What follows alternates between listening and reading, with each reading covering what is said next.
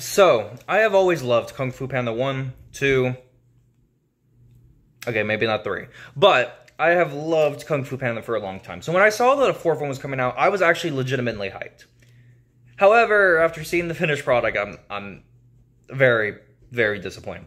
So, I'm actually going to be talking about a lot of different topics, and I'm going to be making sure to put timestamps in the video, so if you want to go to any of these topics, you're more than welcome to. I have Akwafina versus the Furious 5, Tai Lung in Kung Fu Panda 1 versus Kung Fu Panda 4, the lessons to be learned from the trilogy versus now, the animation, fight, and comedy, Poe's character, and the Chameleon versus past enemies. So again, there will be timestamps, so if you want to go to any of these topics, you're more than welcome to, and obviously, spoiler alert.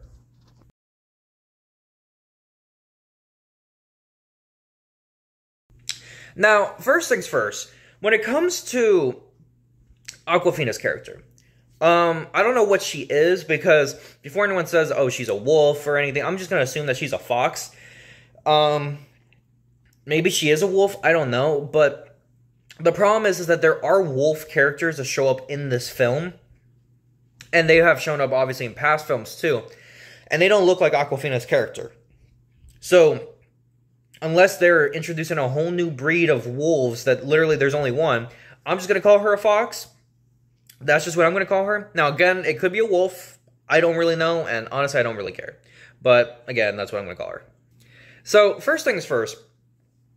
Akwafina and Poe have no chemistry. That's the first thing. They have no chemistry whatsoever. And you notice it a lot more when you realize that the Furious 5 aren't in this film.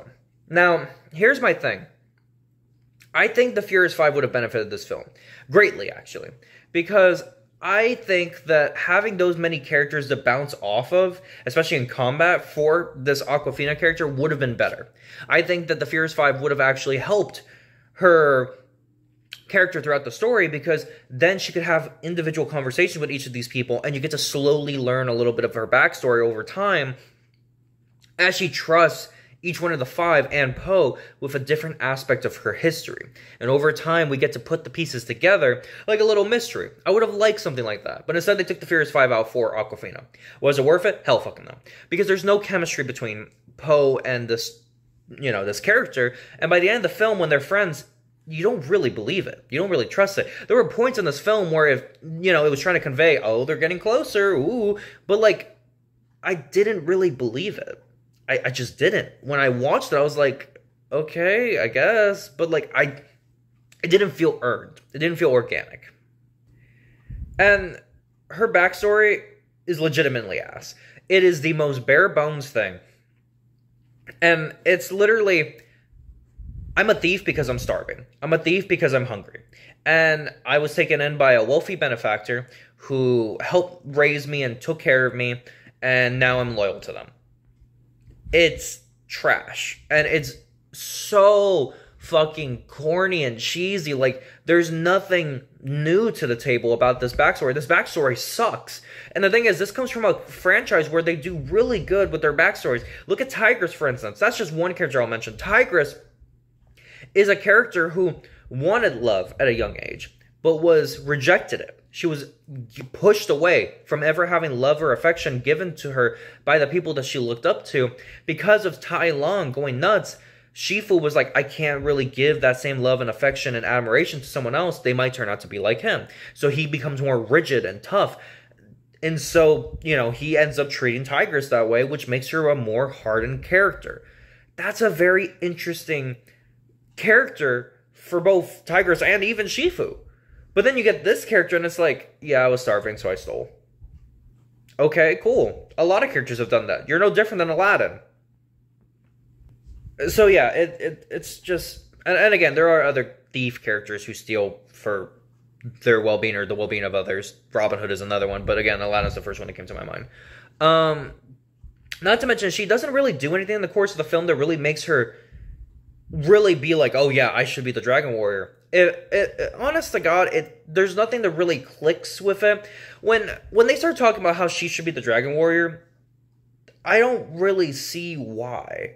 Yes, she betrayed her mother, saved Poe in the end. Yes, I'm aware, but really, honest to God, she achieved and did something that any one of the Furious Five would have done in her shoes too. What she did was nothing special. The reason as to why Poe is such a great candidate for the for the Furious Five, to join them or to be the Dragon Warrior, is because no one believed in him.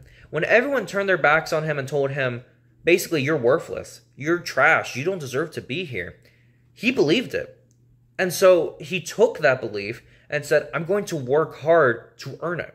And he worked hard, he trained hard, he pushed past his boundaries, his limits to become the Dragon Warrior. He felt like he didn't deserve it, but he worked hard to become that. And you see that effort and that failure over the course of the entire film, and you can feel that it feels earned. And by the end of the film, when he instills his lesson upon Tai Lung, you believe it. You're like, yeah, I believe this would happen. And you can trust it.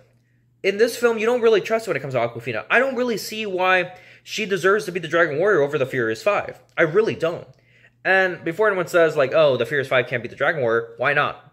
Why not? It's never been stated that, oh, because you weren't chosen in one ceremony, you can't be chosen at the second. It's never been stated that.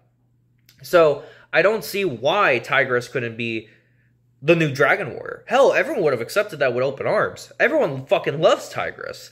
But, no, they didn't do that. So, we're stuck with Akwafina being annoying again. So Akwafina versus Tigress. That's actually another topic I want to talk about within this little mini topic about Akwafina's character. They did the hug. So in Kung Fu Panda 2, the reason as to why Tigress hugs Poe is because she learns his backstory. And she ends up, feeling sorry for him.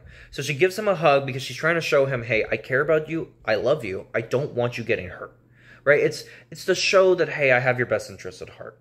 And it's very sweet. And it takes a film and a half to build up to it. And it feels earned. In this film, the reason why Awkwafina's character hugs Poe is to show him that she won't betray him again. But here's the problem. It doesn't feel earned. Because this doesn't come off as a character who would have never hugged Poe in the first place. This feels like a character who probably at some other point in time would have probably hugged Poe. So the fact that she hugs him now and he believes that this is enough to trust her doesn't really make any sense. Like, this girl literally just led to you getting thrown off a bridge. I wouldn't trust her with just a simple hug. I would trust her with action. What I would have done is that I would have had her not find Poe. Poe goes to fight the Chameleon, he starts to lose, and she ends up joining the fight to back him up. Whether it's some other character gave her a pep talk, or she thinks to herself and thinks, I need to save Poe. I can't let him die for my mistakes. And she goes and fights with him, because you could see that she was, riddled with pain and agony over the fact that Poe might have died. So when she finds out Poe's alive and fighting the Chameleon, she's like, I can't let him die again. I can't lose him. That would have felt more earned. I would have looked at that and been like, you know what? Maybe there's something here. Maybe there's something here. But no. They say, oh, she gave a hug and then she fought with Poe. That's why she's the Dragon Warrior. Congratulations. The Furious Five have fought with him tons of times too. But because she fights with her mom, that makes her worthy now. She hasn't really earned anything. And the fact is also is that over the course of the film, she keeps up with Poe and she keeps up with any enemy they come across. Poe at various points looks like he's struggling at least a little bit in the film. I don't really get that same semblance or feeling from her. She keeps up with Poe in their first fight pretty well. She keeps up with just about every other person that they fight pretty well, and she has no formal training. So, the fact that she's able to keep up with traps or minions or etc. and not struggle, it doesn't feel earned, whereas Poe's whole character in the first film feels earned. So, it just doesn't hit. Then, they were just straight up disrespectful. They put the Furious Five at the end of the film in the credit scene. So I'm not kidding. This pissed me off so bad. They train her. The entirety of Kung Fu Panda 1's whole training sequence of the whole film, they give her the whole first film's worth of training in 2 to 3 minutes of the end credit scene. So she's already up to Poe's standards from Kung Fu Panda 1 just with 2 to 3 minutes of credits. I hate that. That is trash. You don't show this character struggling, and now she's as capable as Poe was in Kung Fu Panda 1, just with 2 to 3 minutes of credits. Like, I get it. Some people might be like, oh, well, we don't want to see a training sequence of a new character. But here's the thing. This character is supposed to be, quote-unquote, headlining the next trilogy of Kung Fu Panda films.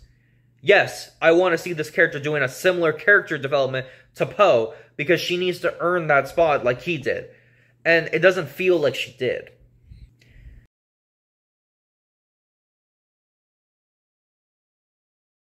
Now, next topic. Tai Lung from Kung Fu Panda 1 versus Kung Fu Panda 4. Now, Tai Lung is a very interesting character. He's a character that was literally born and raised to believe that he was the chosen one, right? Now, anyone in those shoes would obviously be doing their best to adhere to that, right? Tai Lung trained like hell. He fought like hell. And he believed that he was worthy to be the Dragon Warrior. He fought like hell to get it. He fought like hell to get it. And so when Oogway tells him, no, you're not going to get it, his whole worldview crumbles. Because, you know, imagine if any of us, right, were born and raised to believe that we were destined for greatness, right? Like, imagine from birth, right? You are told, let's say this. You're born and raised to believe that when you hit the rightful age of 18, right, you will be granted $10 million. All you have to do is study, and pass all your classes, right? And so you study all these years. You pass all your classes with straight A's. You work like hell. You skip out on hanging out with friends. You skip out on having a social life. You work like hell. Your whole life is to just achieve that one moment of greatness where you will get everything you ever wanted. And your struggle will be all worth it. And when you finally get there, it's told, nope. Like, imagine that person who's going to give you $10 million says, nope. I'm going to give it to this person over here who I've never met a day in my life. Yeah, that's going to piss you off. I could understand that. And that makes sense. Tai Lung's character makes sense. In this new film, it doesn't.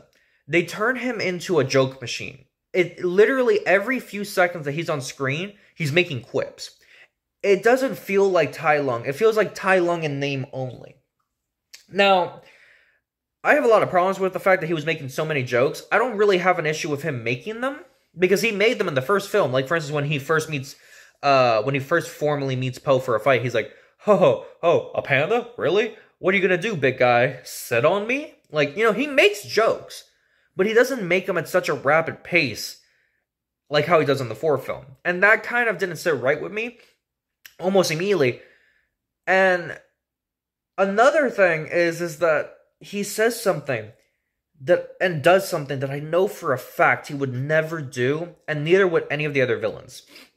He tells Po, maybe Oogway was right about you. Listen,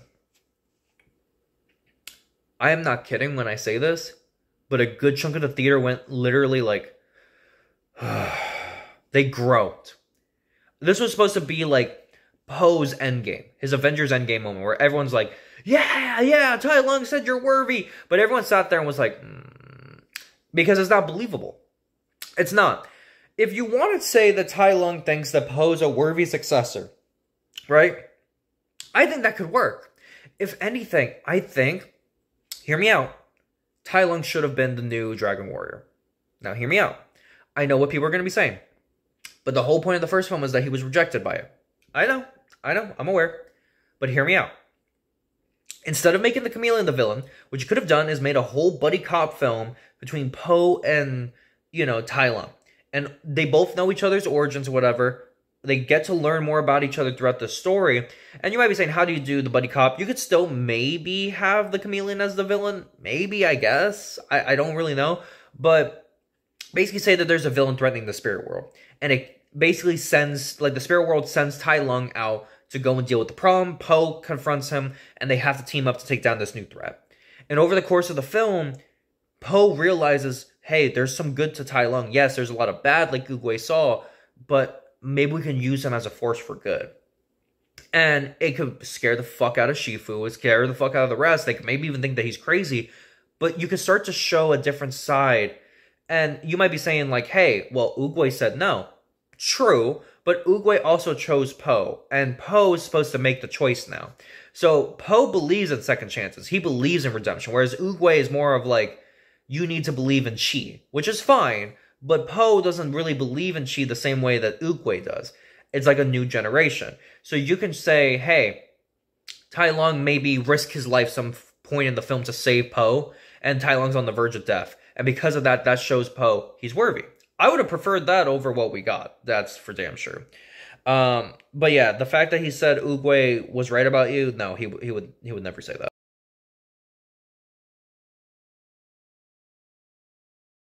Now, the lessons to be learned in this film. So, in Kung Fu Panda 1, right, the lesson is there's no secret ingredient, right? It's not so it's not so much what you're capable of or what can be said about you on paper. It's more so much about your character, what you are that defines you, which is a very interesting lesson to tell kids. That's a very interesting lesson. Like, hey, there's no scroll that's going to make you invincible. There's no one thing you're going to do that makes you special. There's nothing like that. It's the overallness of your character, what you're willing to do, what you're willing to strive for, what you're willing to do to achieve your goals. And that's a very interesting and very deep lesson to teach the kids. Then you have Kung Fu Panda 2, which basically deals with genocide, and then you have Kung Fu Panda 3, which we cared not to, acknowledge. But the interesting thing about all three of these films is that you deal with a physical threat in Tai Lung in the first film. In the second one, you deal with more of a mental threat with, Lord Shen, because, you have to find inner peace. And then you deal with the third film, which is literally all about Chi. So all three of these films have central themes. They have central concepts, too. Like, things that they're striving for. Like, hey, how can Po handle a physical threat? How can Po handle a mental threat? How can Po handle a Chi threat? Stuff like that. Each film's unique like that. So what does Kung Fu Panda 4 bring to the table? Okay, it brings forth the idea of legacy. Brings forth the idea of a new generation. And that's honestly a very interesting way to take Kung Fu Panda. If anything, it actually sounds amazing. Because think about it for a legitimate second. The idea of choosing a successor. That sounds like a very interesting story. And the idea that Po would be struggling with that because he has been the Dragon Warrior for so long and that's the only thing he feels like he's good at could be a crisis of identity. You sit here and you're like, damn, like, this is all I'm ever good at. Like, I've only been a failure whenever I wasn't this. But once I got this, I got love, I got appreciation, I got people who cared about me. I got people who looked at me and said, you know what, this guy's great. What would someone act like when that whole thing, that whole identity that brought them all of this love and appreciation that they've been striving for their whole life, how would someone in those shoes react when that's threatened? When they might have to give it up? And that's a very interesting thing that they never really talk about. They just never really talk about it. They mention it maybe a little bit, but they never really talk about it. And honestly, I was really hoping they would go in depth with it because I thought that was such an interesting way to take Po's character. What do you do when you strip him of his title? What is Po? Is Po able to still function? Is Po able to still be him? Is he still able to be happy? That's a very interesting thing. And honestly, when I heard that concept, I was like, damn, this could be a really good film. It wasn't. And it's very unfortunate because that theme is very interesting. Like, hey, change is scary, but it could also be good. That's a very interesting thing. And they just never really do anything with it. Like, yeah, they talk about it maybe once or twice, but by the end of the film, he's just kind of accepted that he needs to stop being the Dragon Warrior, but it just kind of comes out of nowhere. You don't really trust it. There's no big come to Jesus moment where he's like, yeah, this would make sense for me to move up, but it doesn't happen. He has a couple talks, but it just doesn't feel earned.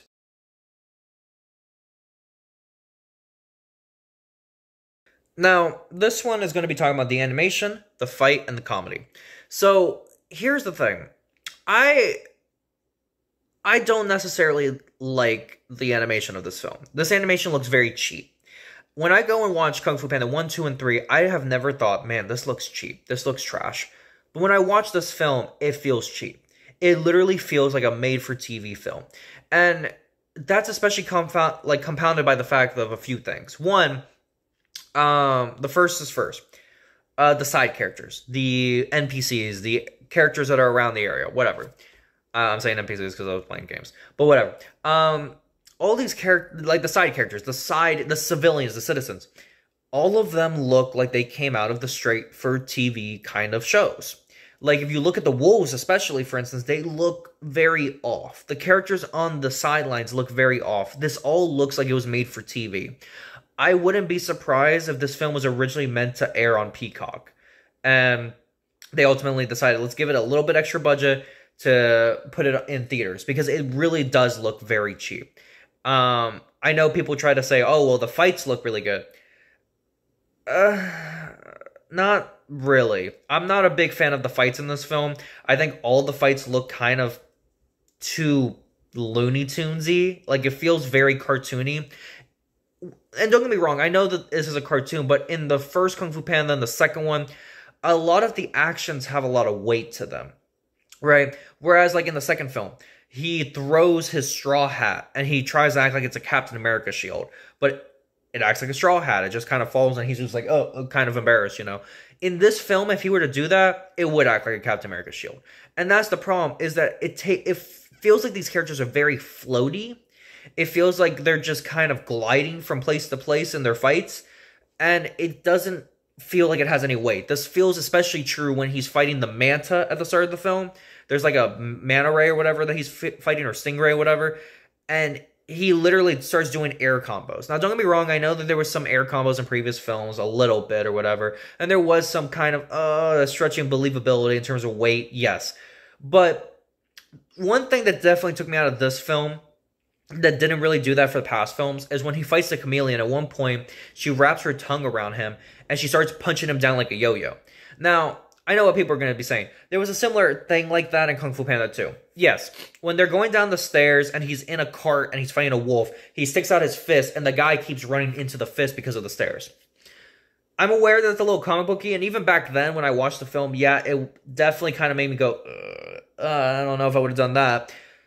But in this film, it's a lot worse. He literally is like a fucking yo-yo, and he just boom, boom, boom. Look, I get it. He's fat, I get it. But, like, it really took me out of the film. So the film looks cheap. It literally looks like it was made for TV, and then at the last second, they're like, you know, we kind of like what you're doing here. Let's give you a little bit extra of a budget so we can put it in theaters. It doesn't help the fact that this film had barely any marketing, which really shows how cheap it is, because all the other Kung Fu Pandas, they went crazy with their marketing. This film, I almost forgot that it was coming out. So yeah, it looks very cheap. It feels very cheap. It doesn't help the fact also that they're doing these like weird comic booky edits that never were the case in the past films. Yeah, I know he's had his visions where he's like, oh god, like something crazy happens. But it's usually done in the style of old Japanese art. Very inspired by that, don't get me wrong. Which all three of the films had, I believe, if I'm not mistaken. I know the first and second did. I think the third did. It's been a while since I've seen the third.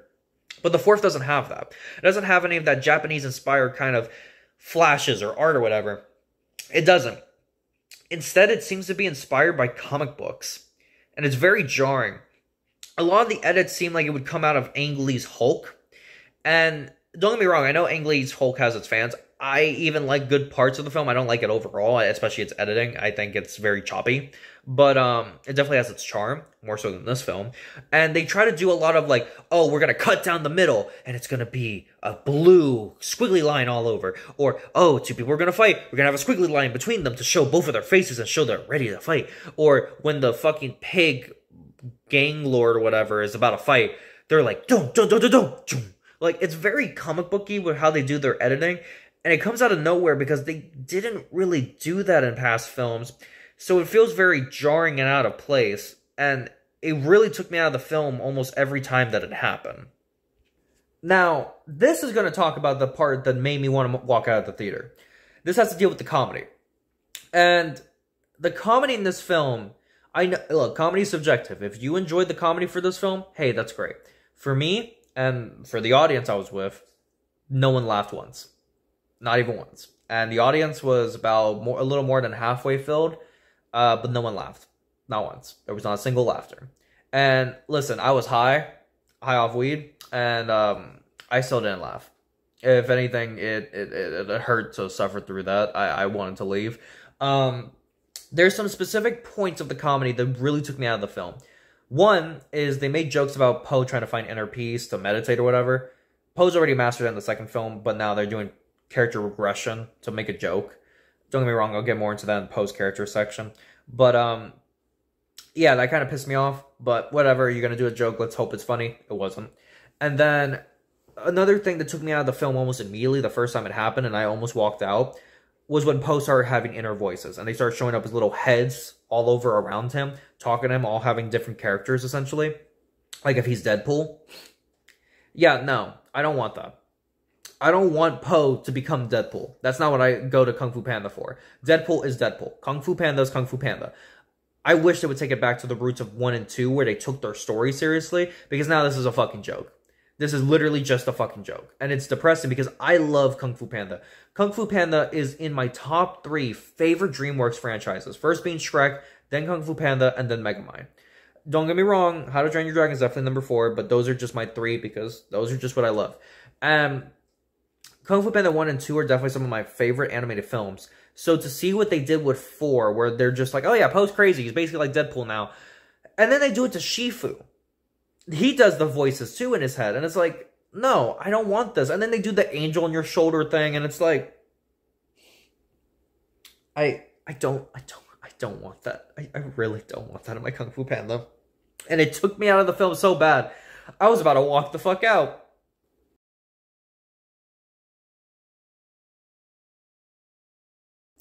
Now we're going to talk about Poe's character. Now, I've already talked about the fact that he couldn't do inner peace. So, there's that. But the other issue that I have is that Poe doesn't feel that competent in this film. Poe is supposed to be the Dragon Warrior of 3 films. Now, I don't know how long takes place in between each film. I really don't. I haven't been that up to date on my Kung Fu Panda lore, but I'll be generous to say each film takes place between each other maybe 2 to 3 years. So, let's say he's been the Dragon Warrior for anywhere between, if we're being generous, 3 to 9 years. Okay? You would expect him to be pretty capable, but in this film, he loses a lot, and he's very incompetent. Don't get me wrong, Poe's always been a very slow character, but when Poe needs to be serious, he's serious. Look at Kung Fu Panda 1, 2, and 3 for that. In this film, he's just a constant joke, and it gets kind of annoying really quick, and he loses a lot. For instance, he kind of is in a tie with Akwafina's character the first time that they fight. And this wolf or fox character, whatever she is, really should not be putting up a fight that well against Poe, especially with no formal training. She's just a thief, but he actually struggles really badly to capture her, which really feels out of place and out of character. It would make sense for the TV shows, don't get me wrong, because in the TV shows, he loses like every fucking episode. But in the movies, that's not the case. That's not. He loses to the villains at most, and that's about it. He doesn't lose to the minions or the henchmen or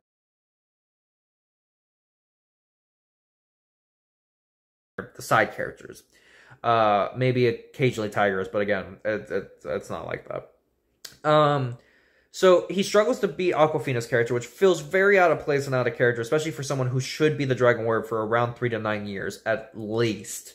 So, the fact that he has that much training and he's losing, like, you expect me to believe that if a random thug who knows how to be quick on his feet, right, he doesn't know any formal training, you expect me to believe if he fights a Kung Fu man, I don't know why I said it like that, a Kung Fu master, he fights a Kung Fu master, you expect me to believe he's going to survive long? No. So it just feels very weird. He also kind of loses to the Chameleon, which the Chameleon hasn't really done much. Like, I mean, like, when he loses, he gets thrown off of a fucking bridge when he should have seen that coming, but whatever. He just loses a lot. He just feels a lot more incompetent. Not to mention, he's supposed to have in this film a role where he's supposed to be talking down people. He's supposed to be the new Oogway. So he's supposed to talk people down with his you know, his fortunes, his tellings. But he comes off like a joke every time he tries to because everyone makes fun of what he says and takes it out of context. And it becomes a running joke over the course of the film that he's constantly misunderstood. And it doesn't really work because you're trying to do two stories at the same time. You're trying to show why this wolf/fox character is supposed to be the new Dragon Warrior while you're supposed to be showing why Po is the new Oogway.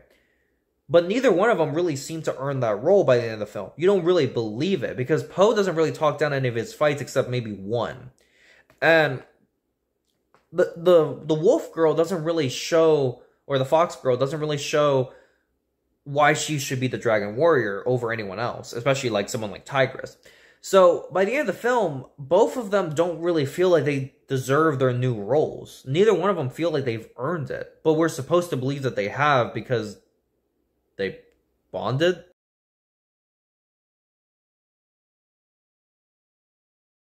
Now, this will be the last topic. This is Chameleon versus the past enemies. Now, first things first, we're going to be talking about their intros. So, when it comes to every single past villain, right, I'm going to explain what each intro was, and it was so cool. Tai Lung's first introduction is he literally... It's probably, honest to God, the most badass intro out of the entire Kung Fu Panda series. Even though Kung Fu Panda 2 is my favorite, Tai Lung's probably got the best intro. He gets introduced as this hardened badass that everyone's scared of as he breaks out of I think it was Gongmen jail, or Gongmen prison, and he breaks out, beats every single fucking rhino in there with ease, breaks all their traps, breaks out because of one feather, whoops everyone's ass, and leaves a messenger to fly off to Shifu and says, "Oh, I'm coming. And I'm going to kill Shifu. You better fucking tell him." And he goes and does that. That's so fucking badass. Then you have Lord Shen, who has technically two introductions, if you really think about it. One is the, like, amazing Chinese art introduction that's at the start of the film that shows that, you know, what he did in terms of his genocide. That's a very interesting introduction.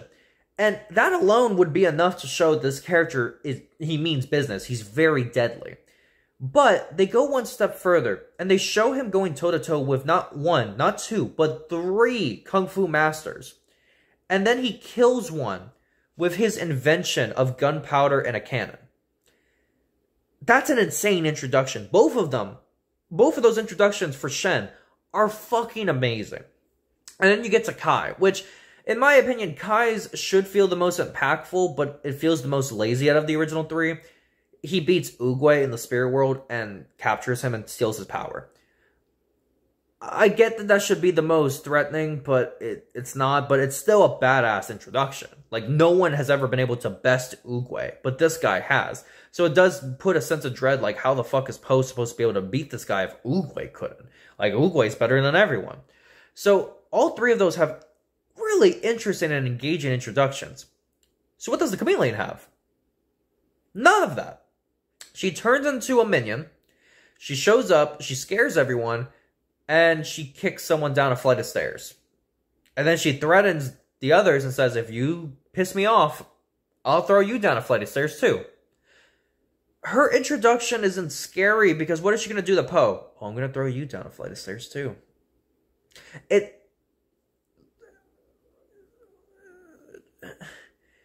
I mean, technically, she did do that. She threw him off a bridge. So, I mean, technically, her introduction sucks. Now, the twist of the film. The twist that everyone saw from a mile away. Lo and behold, the wolf girl is Chameleon's daughter. Who would have guessed? You know, if you're going to do a twist like this, the least you could do is at least throw in a red herring. Because if you're going to talk so much about how this person was taken in by a wealthy benefactor, you may want to show a red herring that there's another wealthy benefactor. But when the only wealthy benefactor that shows up in the film is truly the Chameleon and has the resources and reach to get this girl the help that she needs and the training that she would need to steal and shit, and the fact that Chameleon is basically robbing other cities blind of their cash and money in her first introduction, you expect me to believe that she's not going to be the mother of this wolf girl who she makes sure to not mention her parents at all? I don't know. It sounds suspicious, but it's supposed to be a twist, so I don't know.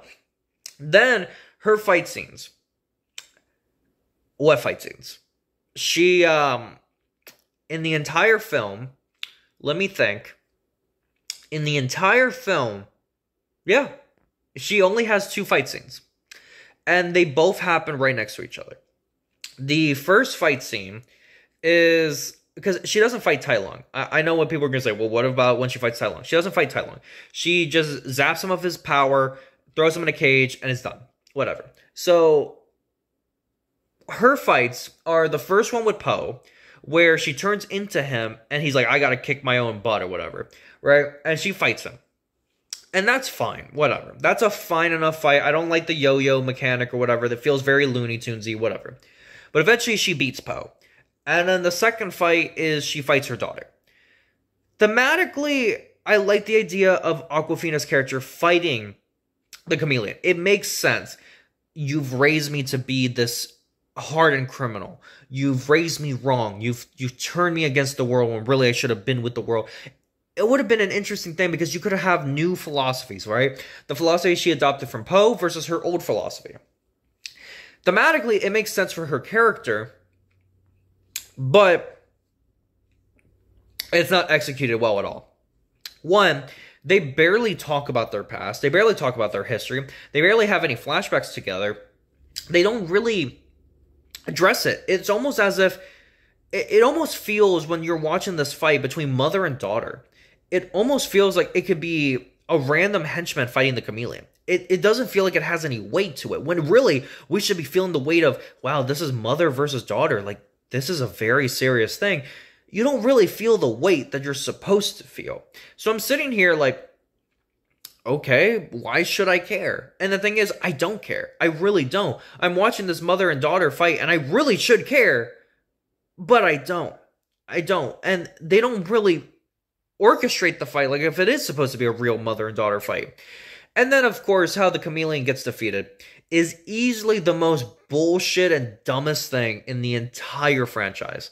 So basically, right, it is addressed in this film, which this doesn't make any sense. It's addressed in this film that the Oogway staff can only be used if he gives it to you, right? If you're given the staff, you basically get to use it. So what I thought that meant was you have to be given ownership of it, like you own it.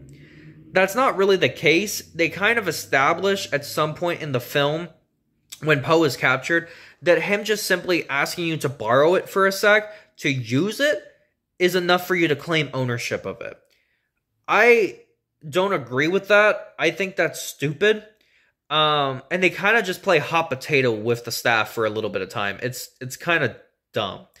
So he gives the staff to the Fox character. She goes and confronts her mother, isn't really able to hold her own until she does a move that Poe had done at an earlier point in time. And it just instantly knocks out the Chameleon. The Chameleon literally goes down in one hit. Now, here's my problem. Why the fuck didn't she turn into any other character? You might be saying, oh, it's to make it more thematic. Mother versus daughter. I get that. But what you could have done instead was have it so that the wolf character has to fight each one of Poe's old enemies. So she fights Tai Lung, and she has to think of a nice and methodical and thought-provoking way to defeat Tai Lung. Then she has to fight Shen, find a way to defeat Shen. Then she has to fight Master Kai, and when it's all said and done, then she has to fight her mother. I would have liked that. It would have shown, like, her tenacity, her way of thinking, like, hey, I have to think outside the box to take down these opponents that took Poe an entire film to get ready for. I have to think outside the box because while these are powerful characters, it's still my mother. So I have to think, how do I take down my mother while she's masquerading as these characters? It would have been cool. It still would have eventually led to the mother and daughter fight, but they don't do that. Instead, they're just saying, we're going to strictly have the mother and daughter fight, which I don't have a problem with. I don't have a problem with them doing this fight like this. But then add more weight to it. Add more conversation about it. Add more, like, resistance. Like, maybe the daughter doesn't want to fight the mom. Maybe she's like, please, mom, I don't want to do this. I love you. I care about you. Add some intrigue. Like, maybe the mother doesn't even want to do this. Maybe at some points when the mother looks like she could kill the Akwafina character, maybe she holds back. You know, show some humanity in these characters. Show that, like, Both of them don't want to do this, but they feel like they have to because their ideologies are so drastically different now. They feel like they have to more so than they want to. But when you watch this, it just feels like they want to punch each other. And it doesn't hold as much weight as they want. It's literally just Shifu versus Tai Lung all over again, which is fine. I don't mind that. I love the Tai Lung versus Shifu fight. But the problem is that in that fight, you feel the weight because it feels earned over the course of the entire film. Versus when you get to here, it doesn't really feel earned. And if anything, this character, Aquafina's character, her being a villain until she meets Poe, if anything, just kind of reinforces my fact of why couldn't Tigress be the Dragon Warrior? Or hell, even, fucking Tai Lung, because like I've mentioned to my friends before, and I don't even remember if I mentioned this video yet, I would have loved to have a buddy cop film between Poe and Tai Lung. Maybe over the course of the film, they ease up on each other. Maybe at the start, you find out that the Chameleon's going to break down the walls of the spirit world or whatever, right? And basically, it puts Tai Lung's home in jeopardy. It puts a lot of lives in jeopardy. So the spirit world sends him out. Oogway maybe sends him out and says, you need to save the spirit world. And Tai Lung doesn't want to, but he basically says, listen, if you don't do this, you will fade from existence, and so will all of us. You will have no place to call your home. That would be very interesting to see Tai Lung struggle with that, because now he has to do the right thing when all he wants to do is bad. And he has to team up with Poe, and over the course of the film, you can see them earning a buddy cop, camaraderie, and eventually, hey, become the Dragon Warrior. That'd be cool. But they don't do that. They don't. Instead, he just is like, yeah, Poe, out of nowhere, I respect you. And it's like, okay. So yeah, I'm not a fan of Kung Fu Panda 4 in the slightest, and it's it feels like it's a made-for-TV film. It feels like this was supposed to be on Peacock. I'm gonna be honest with you. It's the Thor: Love and Thunder of the Kung Fu Panda series, 100%. It feels like they went too far into the silly. And it's funny because they have a lot of things in common. They went too far into the silly. Their villain is extremely underwhelming and goes down way too easy. They have a female character who's supposed to be taking over the reins from the male character, and they're supposed to be doing this big worthy sacrifice to save the male character, but they end up not really winning the fans over. Also, not to mention, they both have floating heads in their film. So that's the first time in any of their 3 films prior that they've ever introduced floating heads. So, yeah, it's the Thor: Love and Thunder. So, with that, guys, bring us one video to close. I'm Killzomza, and I'm out for now. Don't watch this film. It's really bad. Again, if you've enjoyed it, that's fine. But like I said, everyone in my theater, including me and my best friend Dallas and Lens, we did not enjoy it, so just keep that in mind. Stay safe. Bye.